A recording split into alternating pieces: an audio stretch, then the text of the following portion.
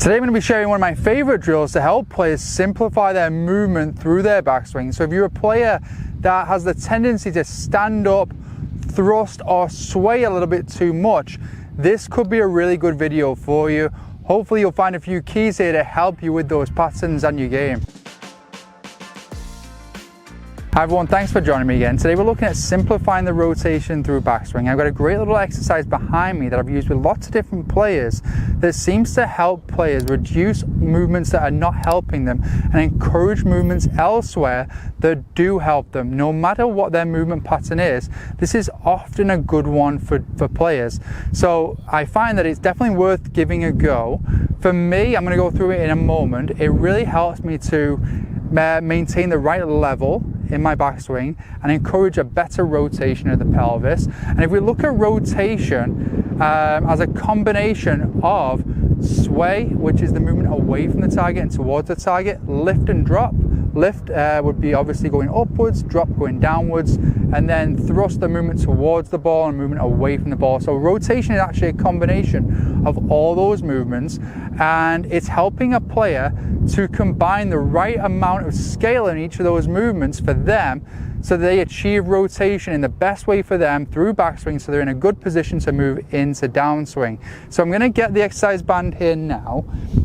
And just to touch upon a little bit further what I was just mentioning there, it's just so helpful to get a fitness screen to help players to understand where their opportunities for movement are and where their strengths and weaknesses are, let's call them, in their body as far as helping them move in their golf swing. So when I work with the Vault Performance professionals here, it's so helpful because it helps us to build that blueprint of how they achieve rotation, where they're going to be able to move more in some areas and less in other areas is just really helpful.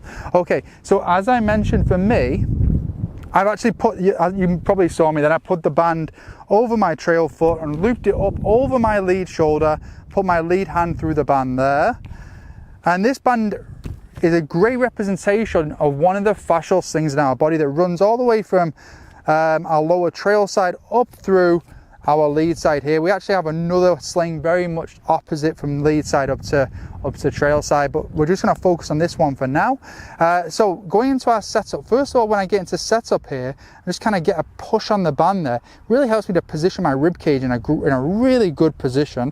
And then from setup, all we're going to do is going to reach down my toe line, maintaining whatever pressure I have in my left heel there to about waist high here. So at about waist high, I'm probably going to have a little bit more pressure in my right foot than my left, but I'm maintaining the pressure. I'm not lifting as I reach, because you can see as I lift as I reach, there's quite a bit of sway also in my rib cage and my pelvis. So with the backswing being the stretch phase, I'm essentially trying to lengthen the band here. I'm putting more stretch on the band here, and I get that sense of my body working. And that's what I think is really valuable for a player, is you get that sense of like how your body could be moving, how it could feel to move with, let's just say, more confined movements, restricting the movements in a certain way. So for me, as I mentioned before, I feel as though my right hip really wants to move behind me and move almost towards the target, and I just feel lower, even though I'm actually not lower in this position here. That's just me, and that's a comparison of this movement towards my typical movement. So for me, super helpful there. I'm also feeling as though my eyes are staying in the same relationship between where they are at address and the ball to this position here as well. So a few different pointers there, definitely worth giving a go. You can actually pick up the club and do it with the band if you wanted to, but I've got a good sense there of the movement. Now I'm gonna give it a go here now of just closing my eyes. Try and get a sense of the same movement here. Now I've got a club in my hand. Feels really nice, not having to think too much at all there as well. Love a drill, an exercise where you're not having to think and you're just being able to just kind of go with it and just try and feel it. Let's hit a few shots. Really nice feel on that one there.